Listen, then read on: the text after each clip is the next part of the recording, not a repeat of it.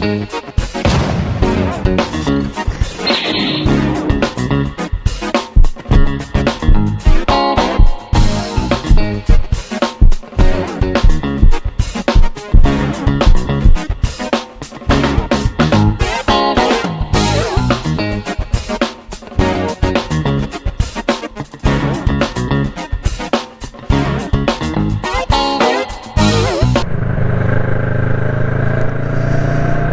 morning everyone, welcome back to Nat's Knackers Yard. I'll be Nat, this won't be my Knackers Yard, this will be my commute. This will be Ivan, my ER6N, my, what is he, 2010 ER6N. This will be my commute, this will take me into central London.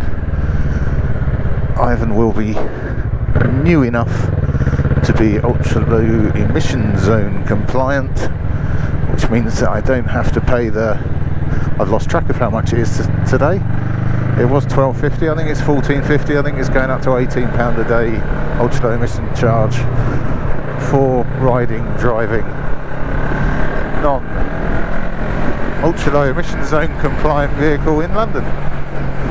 Yeah, well, I'm not getting into a Sadiq Khan rant, not today, not today. I've done plenty in the past. So, I've kind of fallen in love with my new bike, with the big BMW, with the K1200 luxury tourer.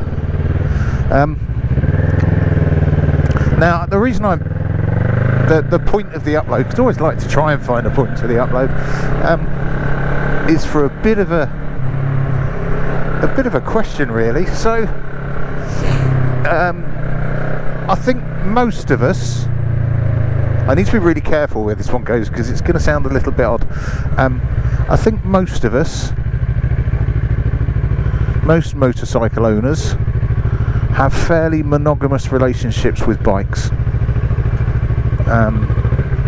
So we have our bike, we have the bike, we have a bike, have an bike. Now that bike changes over time.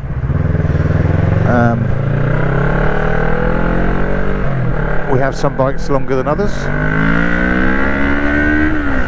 Occasionally, if we're lucky, like Ivan is with me, we find one that meets our need. Now I'm convinced that bikes are more task orientated than cars.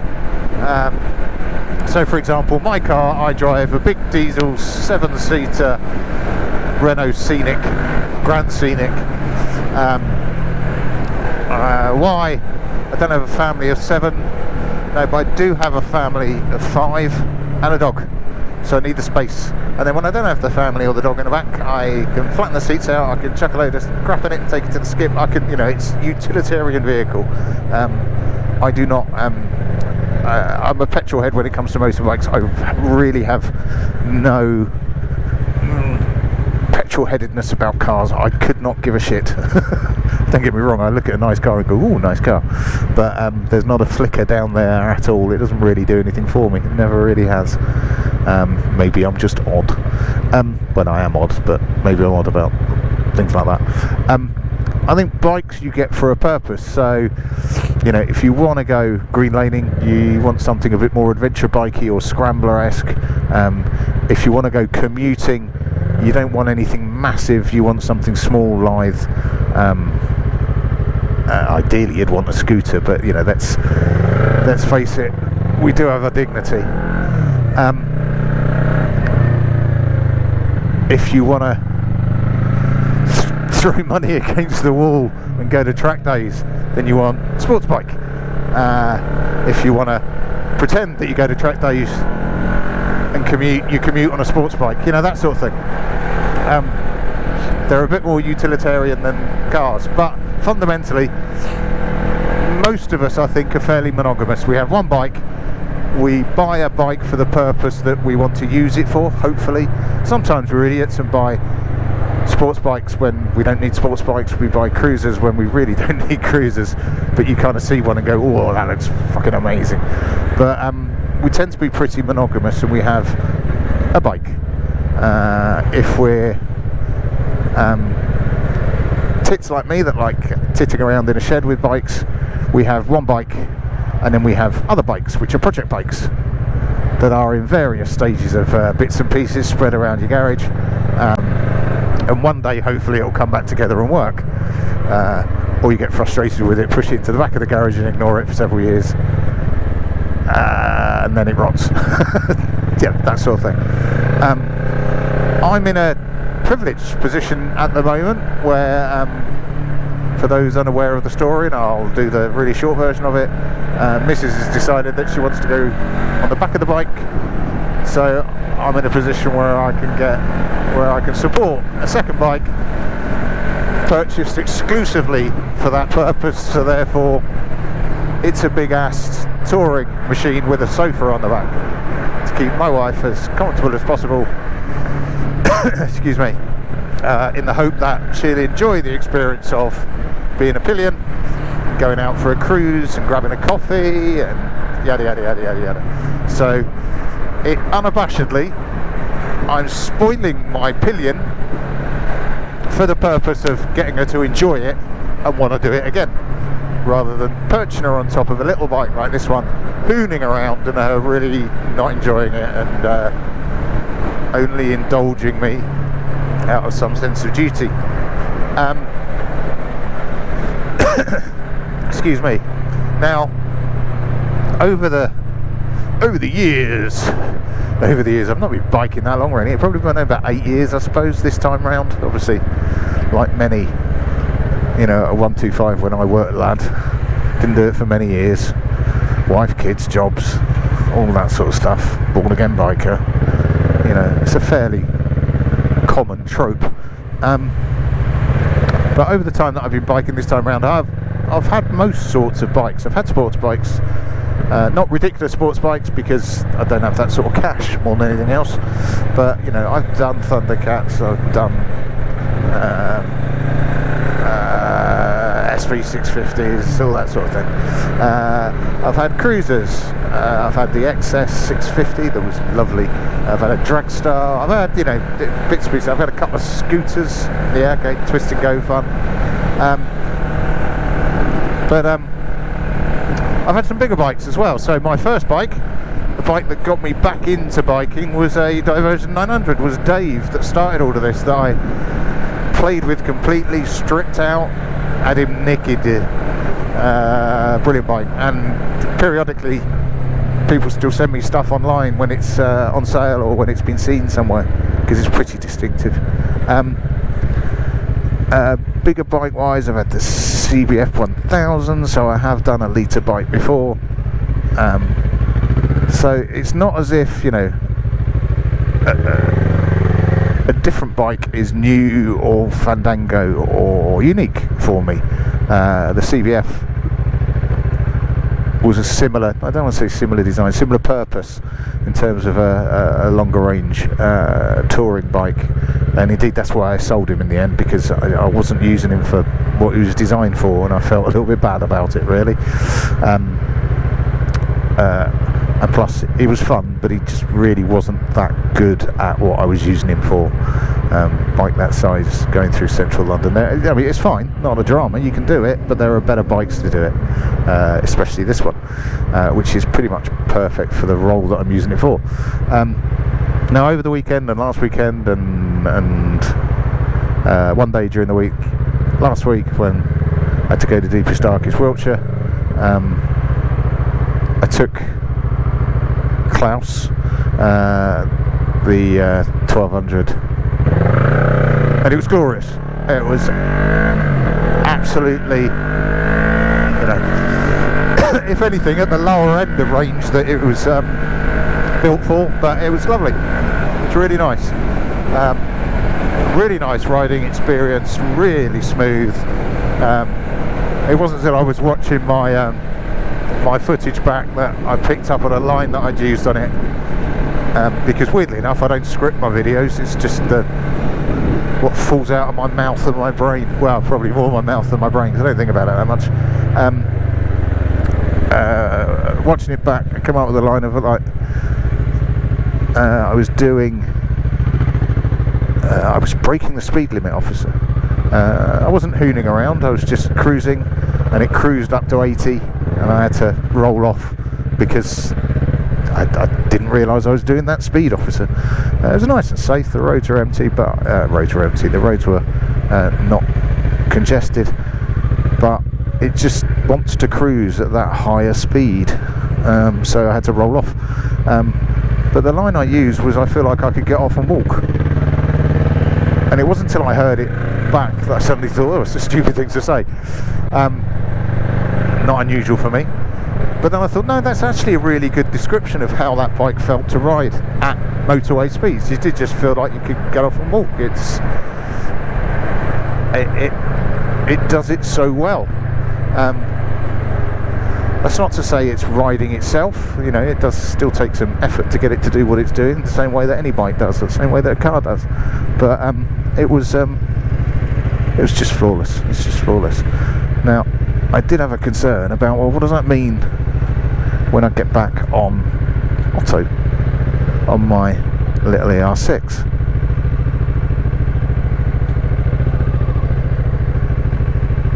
I'm having trouble getting down into first again there. There we go. What does that mean when I get back on Otto? Is it going to denude my commuting pleasure? God, that sounds awful.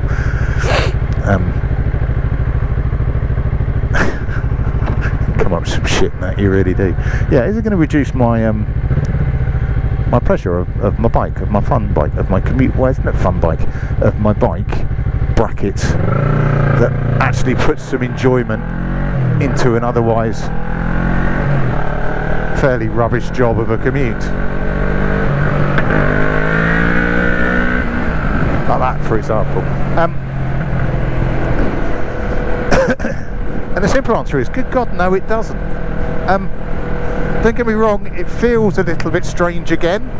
The riding position is very, very different. This is a small bike. It is a small bike, what fits into small gaps. I did discover that the big K1200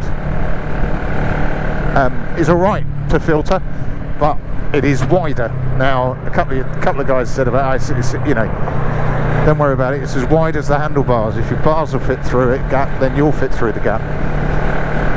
Yeah, you're 100%, but it's a very different experience when you're in a bike like this, where it's more T-shaped, i.e. the flat bit at the top of the T is at the front, so if the handlebars will fit through, you can turn and your arse will still fit through, as opposed to the K100, which is like a capital I. This is a really bad explanation, but a capital I, where if your handlebars fit through and you turn, your tail's going to catch on the way out. So, you know, you do have to think about that sort of stuff when you're on a bigger bike. But this one, I think actually I might be some sort of bike swinger, because I think having another bike that's so good at what it's doing is making me, not past tense, it's ongoing, is making me enjoy this one even more, because it's making me appreciate what it's good at, which is very, very different than the big K1200 and Klaus. Although I have ended up with Otto and Klaus, which is a little bit, anyway, not Otto. No, Otto's is the blue one. Ivan. God, I get my bikes mixed up. See, that's the problem. I'm getting very similar names, and I don't know why. So I've got Ivan and Klaus, which are my two ongoing bikes, or riding bikes. And Ivan's great at this. Absolutely brilliant. The only hangover from the other bike is that Klaus, the big Beamer, is my first bike with a gear indicator on it. I've never felt the need before. I've always just gone with it. I've always got an idea of what gear you're in, even if it's not quite exactly right. However, come on, it's really nice. It's really nice to know what gear you're in when you pull up at lights, not to have to search around and think, am I in first? Flick up, does neutral come on? I can just look and I'll know whether or not I'm in first because there's a 1, you know. So what? I purchased a gear indicator for Ivan for this bike. It should just be a plug and play. I might upload it. I probably won't, if it turns out to just be plug and play. There's not a great deal of point in that. But yeah, so that's the one hangover from the bigger bike, is one of the elements that it's got I actually really appreciate. So I'm going to see if I can. So I'm going to see if I can drag that onto this bike as well. But having the bigger bike for a very different purpose, with the ability to do very different things, has really made me appreciate this little bad boy even more. Now, they're kind of like opposite ends of the spectrum. I'm going to check my maths here, so I apologise if I get numbers wrong. And I can't check because I'm riding for one, but also my pin lock phone case hasn't arrived yet. My quad lock phone case hasn't arrived yet. And my phone's in my pocket. Not that I'd Google while I was riding anyway, but you know what I'm saying. Now I think just be a little bit careful. I think the ER6 is somewhere just short of 200 kilos wet weight, so riding weight, which makes it a medium weight bike. I think, I don't know what the boundaries are, but you know, it's kind of listed as a medium weight. Oops, sorry mate, I didn't see you at all then. Just cut off a bike. Mind. I just waved my apologies.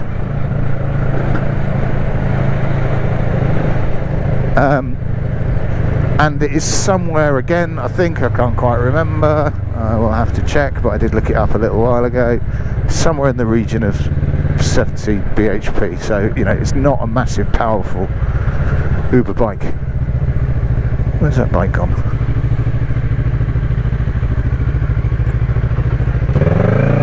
But at the weight it is, it doesn't really need to be. It's light and nippy. Now I'm not going to break out my ruler to measure how much narrower it is, but it's a narrow bike. I don't think it's the original bars on this, but they are narrow. And you can tell they're narrow because if you look at the scuffs on the bar end weights, I tend to hold it quite far out. I don't hold it all the way in. That's just a bit of an unnatural position for me. Yeah, so it's somewhere in the region of 200 kilos. It's somewhere in the region of 70 bhp. I think 75, something like that. Now, in comparison, the K1200 is somewhere in the region of 130 brake horsepower, and somewhere in the region, well, not somewhere in the region, not far under 400 kilos. So it's effectively twice the weight of this bike, and not quite, but nearly twice the power as this bike. So, well, surely they just even out then, don't they? They're basically the same bike. No, the maths don't work that way. Wrong. The maths does work that way. The physical reality doesn't work that way. They are completely and utterly different. Now, the thing that I do now feel like is this thing feels as light as a feather and as throw-aroundable as a Thai girl. Sorry, that's a really bad thing to say. I don't know where that came from. It weighs nothing. You can chuck it around. It's great fun for a ride.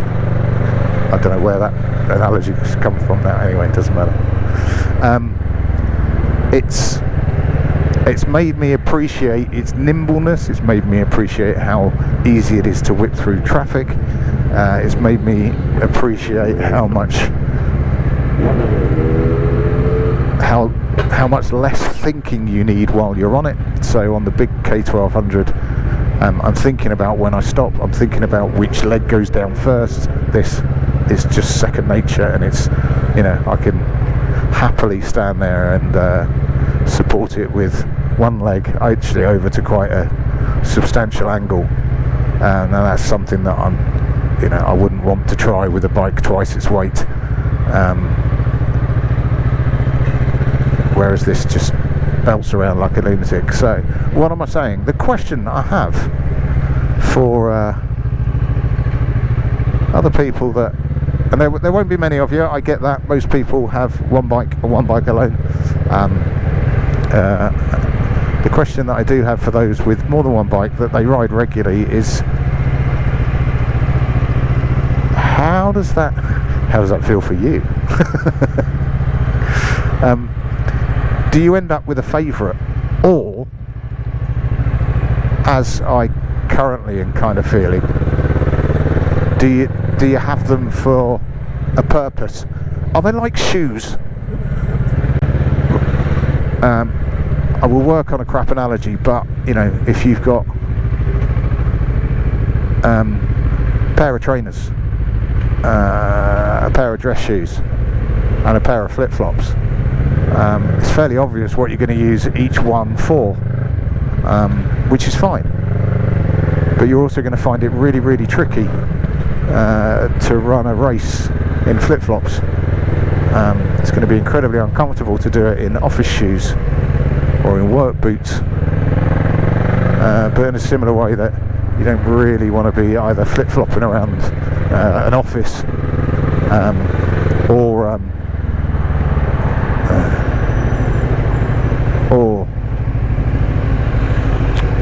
fuck, just got stuck then, or getting sand in your office shoes. I don't know, I just kind of get the feeling that I'm starting to get to the point of, the teller for me was Saturday morning.